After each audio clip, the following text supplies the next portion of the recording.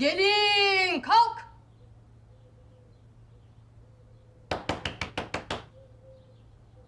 Gelin hanım kalk dedim, kahvaltı hazırlanacak. Ay, rüya değilmiş ya. Ha, tüm bunlar gerçekten yaşanmış yani, kabus değilmiş. Bana bak kalk yoksa ben kaldırmasını bilirim girip.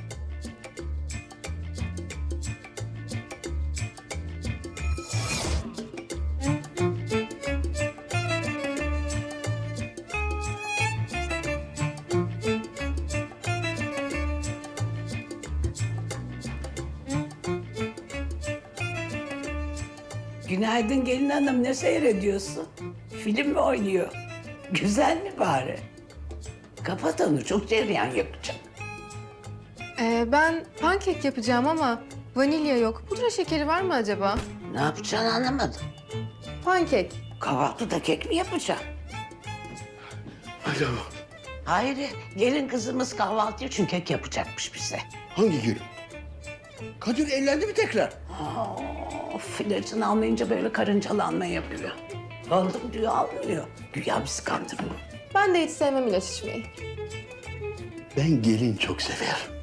Ama bizim Kadir var. Kadir kıymet bilmez ki o. Ne yapsın? O da çekti gitti. Her şeyi unutursun. Şu hayırsızı bir türlü unutamadın. Neden acaba?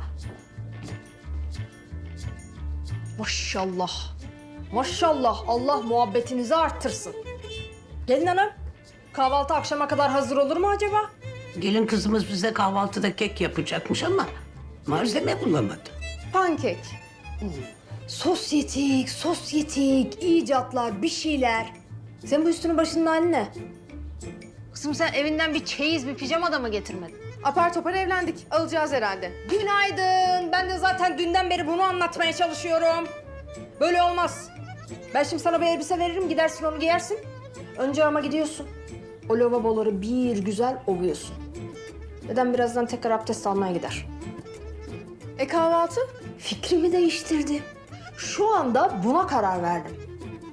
Ne oldu? Yapamaz mısın? Neden yapamayayım ya? Tamam. Göreceğiz. Göreceğiz. Beni takip et.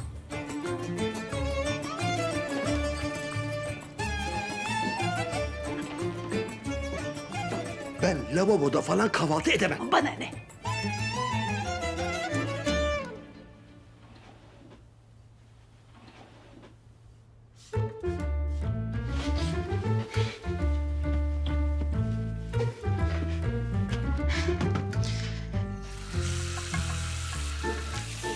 Gözüm, bununla mı korkutacaksınız beni? Ne var bunda? Çocuk oyuncağı işte.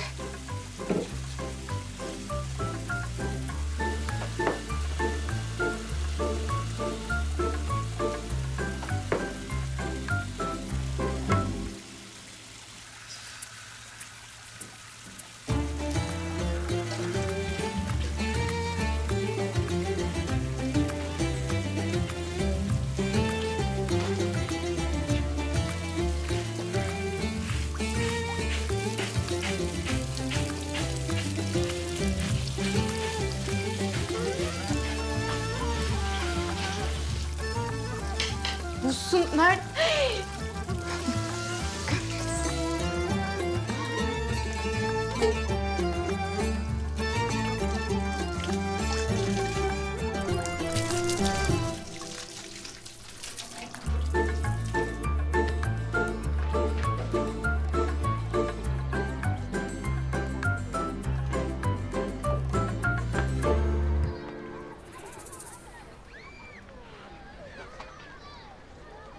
O lavaboların hali ne?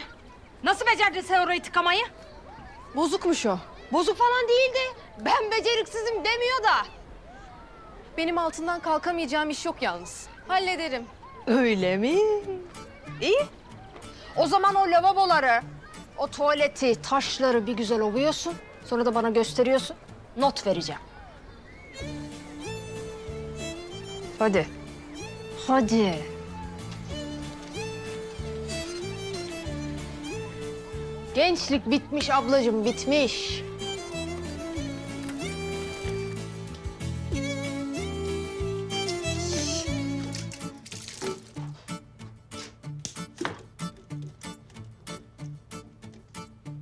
Kolay gelsin Alize Usta. Yardım edeyim diyeceğim ama sen kesin bunu da halledersin. Aynen. Evi tahliye etmeye başlayalım mı biz? Ne yapalım? Ne? Suyu diyorum, suyu. Evi tahliye edelim mi? Çekil, çekil. Gel. Gel böyle.